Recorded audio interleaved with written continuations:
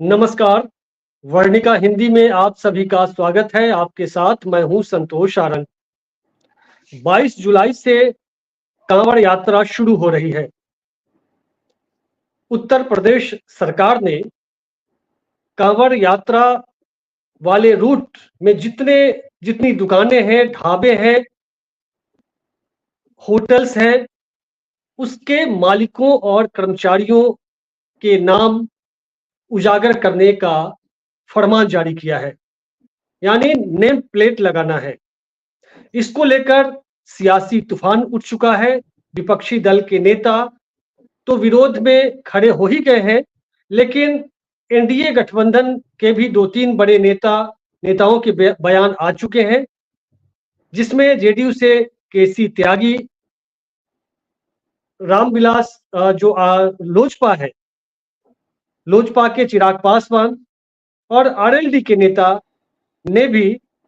ने भी इस फैसले की, इस असंवैधानिक आदेश की कड़ी आलोचना की है। इसे संविधान का उल्लंघन प्रियंका गांधी ने बताया है। तो इसी पर हम चर्चा करेंगे। हमारे साथ प्रभात कुमार जी हैं, वरिष्ठ पत्रकार हैं। इनके साथ हम चर्चा करेंगे जो आदेश प्रभात जी जारी किया गया है। योगी सरकार ने जो आदेश पूरे प्रदेश के लिए जारी किया है, पहले तो मुजफ्फरनगर प्रशासन की तरफ से ये जारी किया गया था, फिर शामली और दूसरे जिले में भी ये आदेश जारी किया गया। अब तो उत्तर प्रदेश और दूसरे प्रदेश में जहां बीजेपी की सरकार है, वहां भी इस तरह के आदेश जारी किए गए, जिसमें मुख्य रूप से ये कहा गया है कि कांवड़ जो यात्रा है, कांवड़िए की आस्था की शुचिता को बनाए रखने के लिए ये नेम प्लेट लगाना है। तो आज हम दो बिंदु पर बात करेंगे। एक तो शुचिता, जिसका दूसरा समानार्थी शब्द पवित्रता भी होता है, और फिर जो पहचान है, जो नेम प्लेट का मतलब यह है कि आप पहचान आपको उजागर करनी है। तो इसके पीछे क्या मंशा है और इसको लेकर के आप क्या सोचते हैं, प्रभात जी? नमस्कार। ये असली बात इसके पीछे जो है, नेम प्लेट के पीछे, नेम प्लेट कोई बहुत बड़ा मामला नहीं है, लेकिन हिंदू विश्व परिषद के जो नेता हैं स्वामी जितेंद्रानंद सरस्वती जी, उन्होंने जो बयान दिया है इस मामले में, वो बहुत इम्पोर्टेंट है और वही सरकार के असली मंशा को सामने रख देता है। स्वामी जितेंद्रानंद सरस्वती का कहना है कि हज की यात्रा में किसी को, हिंदू को वहां यात्रा करने या जाने की अनुमति नहीं है। इसके कारण इस तरह का अगर फैसला योगी सरकार ने लिया है तो ये गलत नहीं है। ये हिंदू का पर्व है, माने हिंदू का यह आयोजन है और इस आयोजन में मुस्लिम की भागीदारी नहीं हो, उनका इशारा इस तरफ से है। हम आपको बता दें कि विष्णुपद मंदिर में भी बिहार के एक विवाद हुआ था। वहां भी एक बोर्ड लगा हुआ है, इस मंदिर में मुसलमान का प्रवेश मना है। मुजफ्फरपुर जिले के ही एक मंत्री, उस समय तत्कालीन राष्ट्रीय जनता दल के विधायक थे इसराइल मंसूरी, और वो गया के प्रभारी थे। वो धोखे से उस मंदिर में प्रवेश कर गए थे, तो उसको शुचिता के नाम पर गंगाजल और दूध से धोया गया था। तो आप जीतन राम मांझी का भी तो मसला है ना?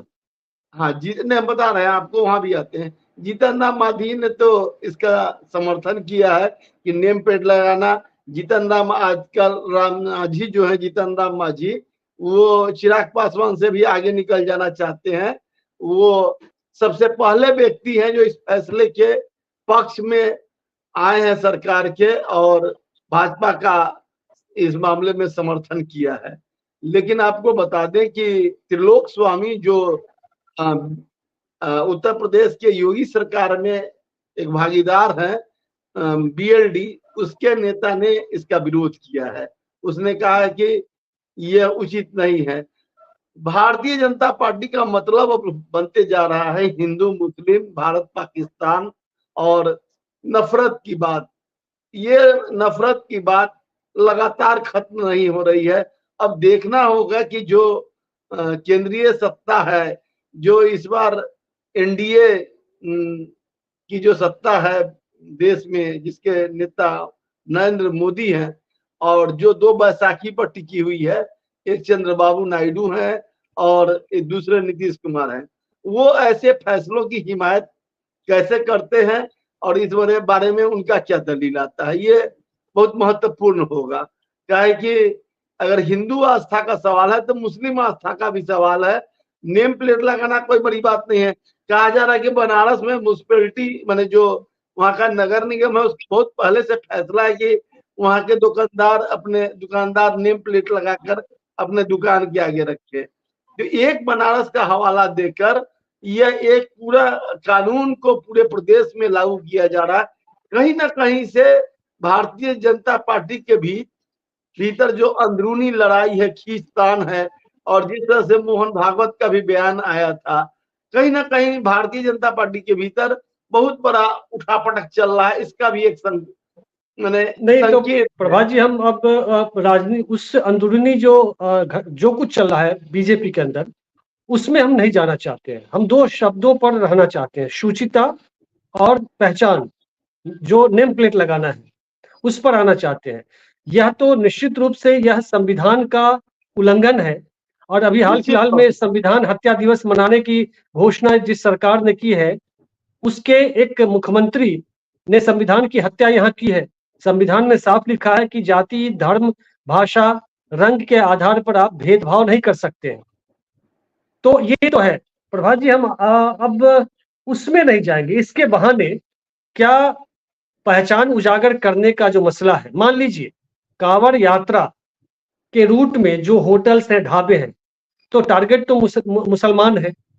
लेकिन कल्पना कीजिए कि कोई ऐसी दुकान जो कोई भंगी, डोम या जो चर्मकार है, रविदास है, उसकी कोई दुकान हो, होटल, और उसमें लगा दे कि फलाना भंगी होटल, तो क्या उस कांवड़ यात्रा में शामिल जो ब्राह्मण जाति के कोई कांवड़िए होंगे, क्या उसमें जाएंगे?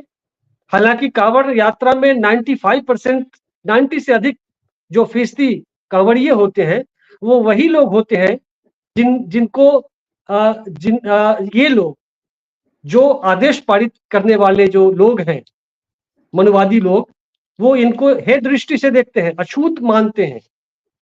ऐसे 90% लोगों में जो बाकी बचते हैं 10-5% जो द्विज समाज से आने वाले लोग होंगे, क्या उस भंगी होटल में जाएंगे? मुसलमान की बात छोड़, जी जी जी, नहीं जाएंगे। जाएंगे क्या? आप नहीं मानते हैं?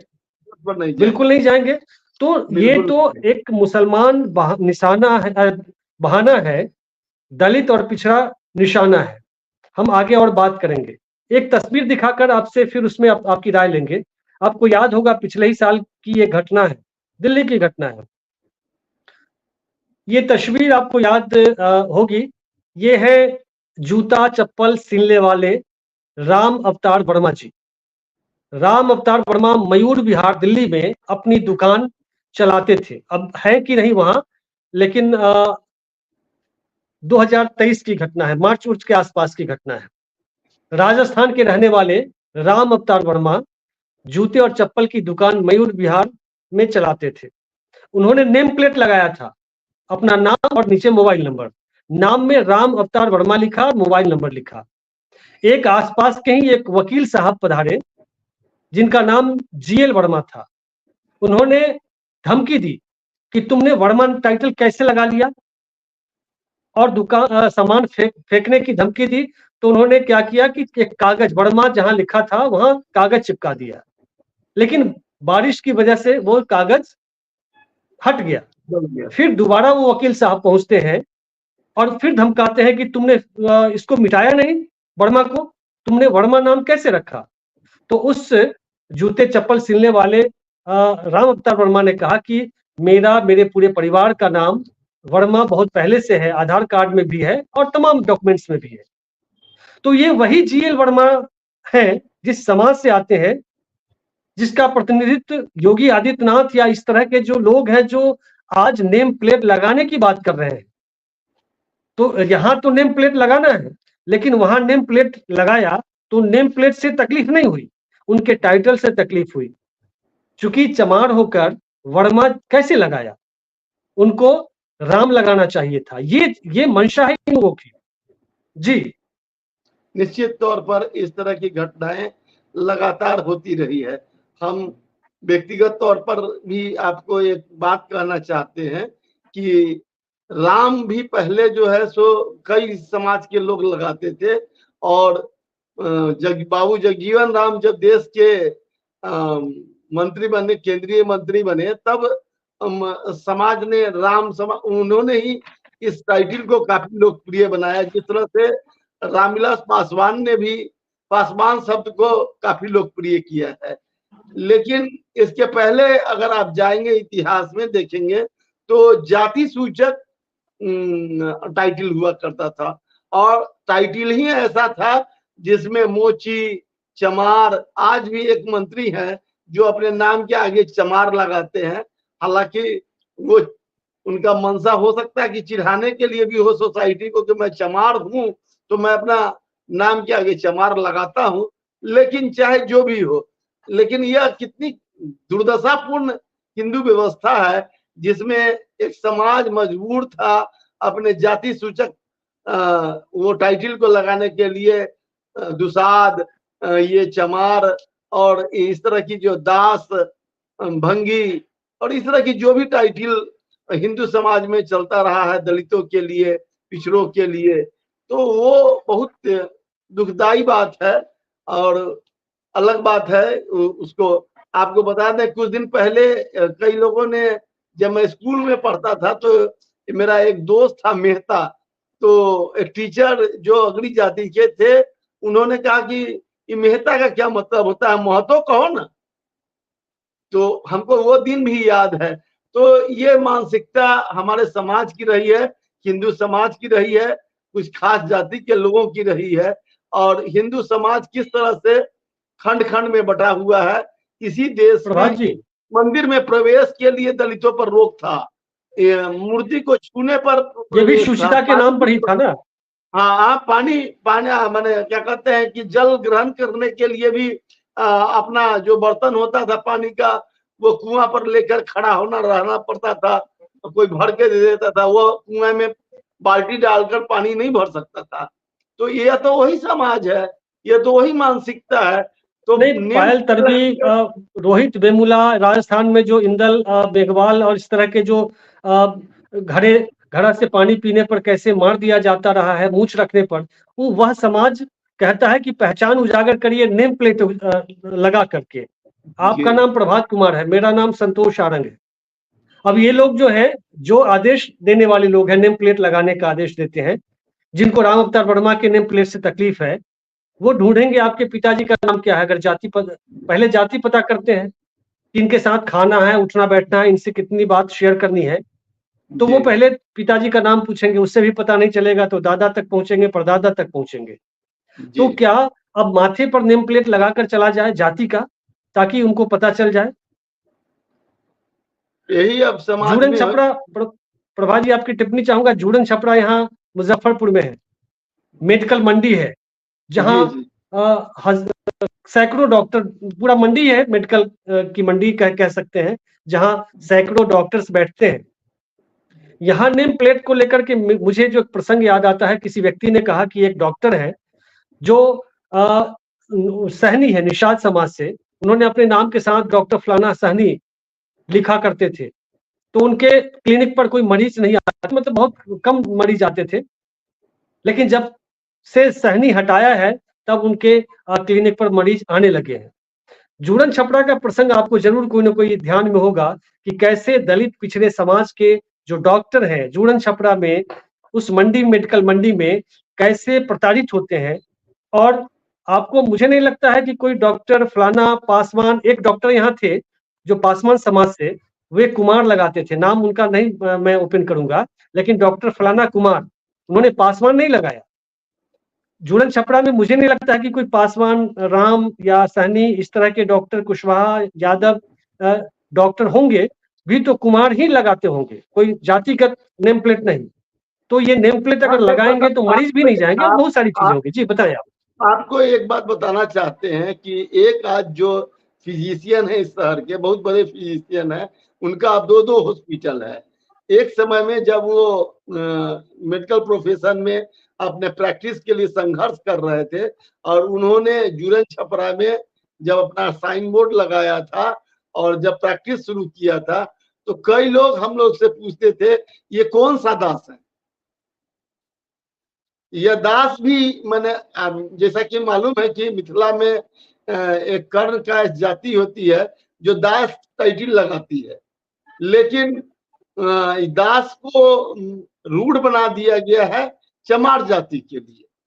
तो इस तरह की कई घटनाएं जीवन में है और आज भी मेडिकल प्रोफेशन में कई डॉक्टर को मैं जानता हूं जिनके नाम को उजागर नहीं कर सकता कि उनकी हिम्मत नहीं है कि वो अपने जाति का टाइटल अपने नाम के साथ लगाकर और प्रैक्टिस करें और उनकी रोडिंग प्रैक्टिस हो सके।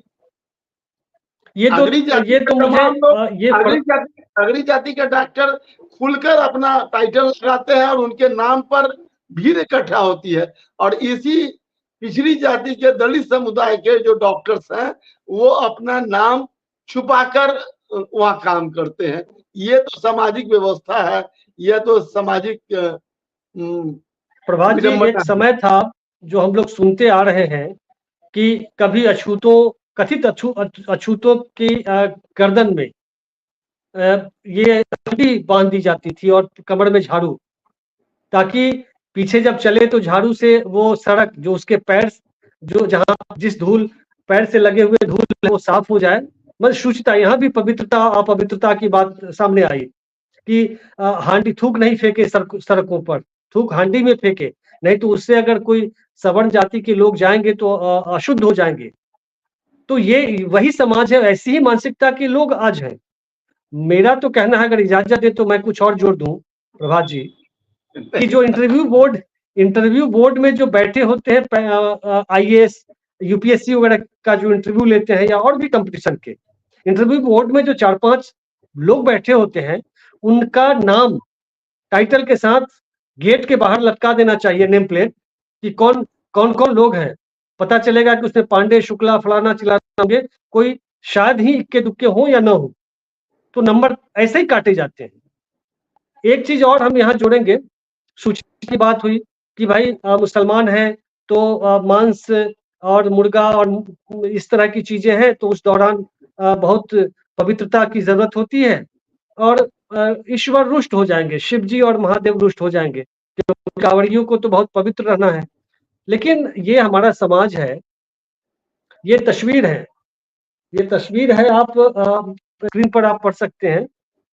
ये है असम के बेलौर स्थित बिल्लेश्वर देवालय मंदिर में एक हिंदू संत बलि के लिए रखे गए भैंस को सिर पर ले जा रहे हैं और वही की तस्वीर है। असम के बेलौर स्थित बिल्लेश्वर देवालय मंदिर में बलि दिए गए भैंसों के सिर रखे जा रहे हैं दौरान, और काली जो देवी काली है उनको भी बलि दी जाती है और उस दौरान लोग प्रसाद, जो मांस होता है जो बलि दी जाती है उसको प्रसाद कहते हैं। तो वो सूचिता के दायरे में क्या आता है नहीं आता है, ये चूंकि धर्म का मामला है, फिर बोलेंगे आस्था का सवाल है, लेकिन जो है ये अखबार की कतरन है या फिर वेबसाइट से मैंने दिया है, ये तो हकीकत है ना। आप अपने हिसाब से, चूंकि वो मुसलमान है, विभाजनकारी एजेंडा चलाना है, तो आपको पता नहीं है, कई मुसलमान जो वहाँ के होटल मालिक है वे कहते हैं कि हम यहाँ शाकाहारी भोजन पेश करते हैं, उसके बावजूद हिंदू मुसलमान में बांटने की कोशिश हो रही है, जबकि हमारे हिंदू समाज में भी तो बलि प्रथा है, आज भी है। 7वीं 8वीं 9वीं को जो है कई जगह बलि दी जाती, तो वो क्या शुचिता वहां वो पवित्रता के दायरे में आता है, शुचिता के दायरे में आता है? ये नफरत की राजनीति है, इसको नफरत की राजनीति के रूप में लीजिए। और आपको बता दें कि झारखंड में जब कोई पवित्र आयोजन होता है, उसके बाद कई बार हमको मौका लगा है कि उस आयोजन के बाद जो भोज होता है उसमें मांस और मदिरा दोनों परोसा जाता है। और उसको प्रसाद के रूप में ही पैसा परोसा जाता है। यह किस तरह की व्यवस्था है, ये तो हर धर्म की अपना अपना आस्था और अपना अपना सवाल है।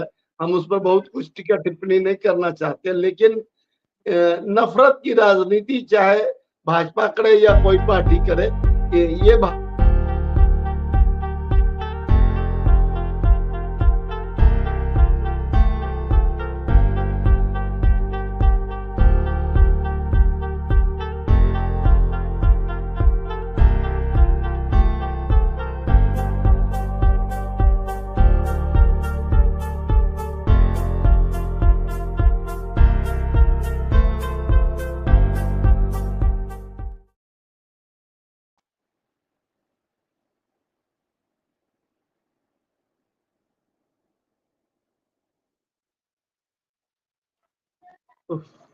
जी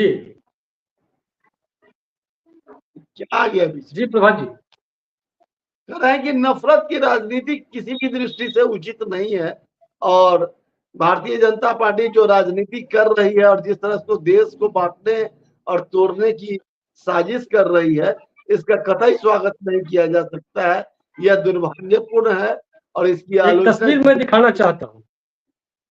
ये तस्वीर आप देखिए, तस्वीर नहीं वीडियो है। ये चाय की दुकान है। चाय की दुकान पे ये लोग चाय पी रहे हैं। कोई रिक्शा चालक है, कोई मजदूर है। आप चेहरे से समझ सकते हैं कि ये बहुत निचले तबके के लोग हैं, और चाय की दुकान पे उसी कप को मुंह में लगाते हैं, होठ से लगाते हैं उसी कप को।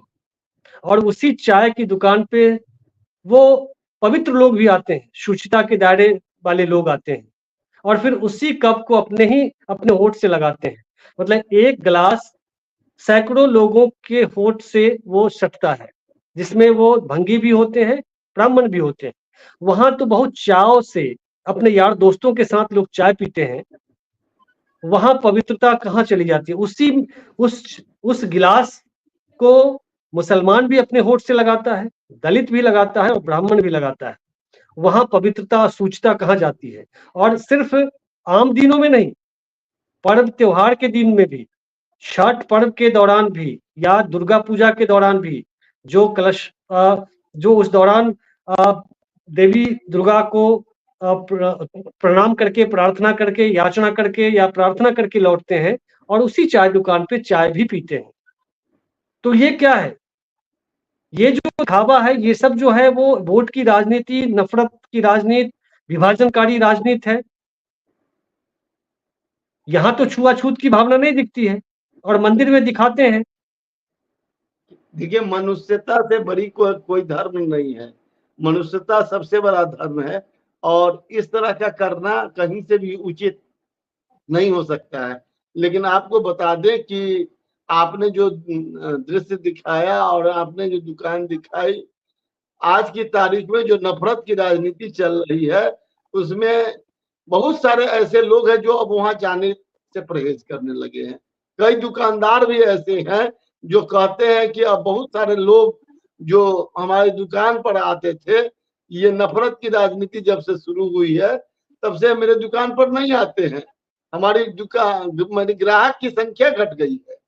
तो ये नफरत कुछ सालों में इस कदर बढ़ा है कि उसके कारण देश में हर जगह विभाजन की रेखाएं खींची जा रही है, और यह इस देश के लिए अच्छा नहीं है। इस संविधान का यह अपमान है, और ये देश में विभाजन का एक संकेत है। अभी आपको ध्यान होगा, 5-6 दिन पहले की घटना है, मुजफ्फरपुर की ही घटना है, मनियारी की। कैसे दौरान एक दलित युवक के मुंह में पेशाब कर दिया गया। अभी आपको ध्यान में होगा, वहां के दबंग लोगों ने, दबंग जाति के लोगों ने कैसे दलित परिवार की महिलाओं के कपड़े फाड़े, उसके बहुत बेरहमी से मारपीट की, और फिर युवक के मुंह में पेशाब किया। वो हैवानियत, क्या वो मुसलमान था? पेशाब, आपको ध्यान में होगा, मध्य प्रदेश में भी आदिवासी युवक के मुंह पर पेशाब किया था एक ब्राह्मण युवक ने। देखिए, इस तरह ये क्या है? यही सोच वाले लोग ही तो हैं। लेकिन देखिए, एक चीज हम लेकिन यहाँ पर कहेंगे कि यह चीज बहुत बुरा है, लेकिन इसका जो विरोध जिस रूप में सामने आना चाहिए, जिस तरह से इसका जवाब दिया जाना चाहिए, समाज में हमारे लोग जो कमजोर लोग हैं, जो एक बड़ी राजनीति करते हैं, लेकिन वो ऐसे मौके पर चूक जाते हैं इसका विरोध करने से। विरोध भी ऐसा जरूर होना चाहिए कि कम से कम आगे इस तरह का कोई काम नहीं करे, इस तरह की कोई मैंने यह एक तो इसके लिए कानून भी पास्को बना हुआ है, 10 तरह की बात है। तो इस तरह का जो अमानवीय कृत्य है, इसके लिए देश में कानून भी बनना चाहिए, उसको भी पास्को की तरह कठोर सजा मिलनी चाहिए, कठोर से कठोर सजा। क्या है कि मानव से बड़ा कोई आप भी मानव है, एक ही रंग है खून का, सारा शरीर एक जैसा है, गरीबी अमीरी अपनी जगह पर है। जाति धर्म तो ये बना हुआ एक किताब का एक माने जबरदस्ती का थोपा हुआ एक व्यवस्था है। अगर नहीं है तो मान लीजिए जो भी कह लीजिए इसको, लेकिन जब संविधान में सबको हम बराबरी की बात करते हैं, तो इस तरह का कोई भी दर्दनाक घटना, इस तरह का कुकृत्य, उसको किसी भी संवैधानिक दायरे में उचित नहीं माना जा सकता है। प्रभात जी, जिन कांवड़ियों के ऊपर योगी आदित्यनाथ की सरकार फूल बरसाती है हेलीकॉप्टर से, क्या उन कांवड़ियों को उचित पहचान दिलाएगी वो सरकार? क्योंकि उसमें अधिकतर दलित पिछड़े समाज के लोग हैं, जिनसे ये लोग छूत की भावना रखते हैं, जिनको अपना अधिकार उनको देना नहीं चाहते हैं, ये लोग उनका हक हुकूक छीनते हैं, उनके मुंह पर पेशाब करवाते हैं। नहीं, जो भी हो, हम आपसे एक सवाल के साथ, क्योंकि समय काफी हो गया है, हम चाहेंगे कि आप इसका समापन कीजिए, लेकिन एक सवाल ये कि जो पिछड़ा समाज है, दलित समाज है, अति पिछड़ा समाज है, उनको ये क्यों ज्ञान नहीं है कि जो समाज हमारे साथ इस तरह का व्यवहार करता है, हम उनके लिए इस तरह का कृत्य करते हैं। माने हम ये कौन सा धर्म कर रहे हैं, हम ये किस तरह का धर्म है, हम किस व्यवस्था को मजबूत कर रहे हैं, हम व्यवसाय किनका व्यवसाय बढ़ा रहे हैं, हम किन शक्तियों को ताकत दे रहे हैं। ये जो उस कांवड़िए में शामिल जो वर्ग है, वो क्यों नहीं सोचता है कि वह कब इस बारे में सोचेगा? अगर इस बात को सोचने लगेगा तो इस तरह की सारी व्यवस्था और सारा का सारा स्वांग ड्रामा सब बंद हो जाएगा। जी बिल्कुल, आप बिल्कुल सही कह रहे हैं कि जो दलित पिछड़े समाज के लोग हैं, जो कांवड़ उठा के जाते हैं, अपने बच्चों को की शिक्षा पर ध्यान नहीं देते हैं, कर्ज लेकर जाते हैं और कई सालों से जा रहे हैं, तब भी उनके परिवार का भाग्य बदल नहीं रहा है, बच्चों को नौकरी नहीं मिल रही है और गरीबी में लगातार जी रहे हैं, लेकिन तब भी उनको लगता है महादेव उनकी कृपा उन पर बरसेगी। तो ये जो धर्म का पाखंड है, कर्मकांड है, इसे बढ़ाने में जो राइट विंग की जो सरकार है, जो मनु की व्यवस्था वाले लोग हैं, वो तो बढ़ाना चाहते हैं। ये तो चाहते ही हैं, हमारे समाज के जो अग्रणी कथित रूप से जो ऊपर के लोग हैं, वो चाहते हैं कि बड़ी आबादी अनपढ़ रहे, ताकि उनको ये पता न चले कि उनको कैसे धर्म के इसमें फंसाया जा रहा है। आप उनका समर्थन कर रहे हैं, आप उसका हिस्सा बन रहे हैं, आप भी उतना ही दोषी हैं। गुनाह में आपका भी गुनाह उतना ही है। आप कहिएगा कि हमारे भीतर अशिक्षा है, तो पढ़ने के लिए आपको पैसा नहीं है, लेकिन धर्म करने के लिए पैसा है, पूजा करने के लिए पैसा है, ब्राह्मण को दक्षिणा देने के लिए पैसा है, और जो असली चीज है, जो अपने बच्चों को दे सकते हैं, अपने समाज को दे सकते हैं, अपने जिससे आप में शक्ति आएगी, ताकत आएगा, ज्ञान होगा, संविधान क्या है आप जानेंगे, उसके लिए आपके पास पैसा नहीं है, पाखंड के लिए पैसा है। चलिए, आपकी इस बात का समर्थन मैं करता हूं और अपील करता हूं दर्शकों से कि कांवड़ छोड़िए और अपने बच्चों को कलम थमाइए, तभी आपकी तकदीर बदलेगी, आपके बच्चों का भाग्य खुलेगा। हालांकि भाग्य और इन सब में विश्वास नहीं, लेकिन उनको जीवन में एक खुशी मिलेगी और जीवन आगे बढ़ेगा। जी, तो इस अंक में बस इतना ही, मिलते हैं अगले अंक में, तब तक के लिए नमस्कार, शुक्रिया।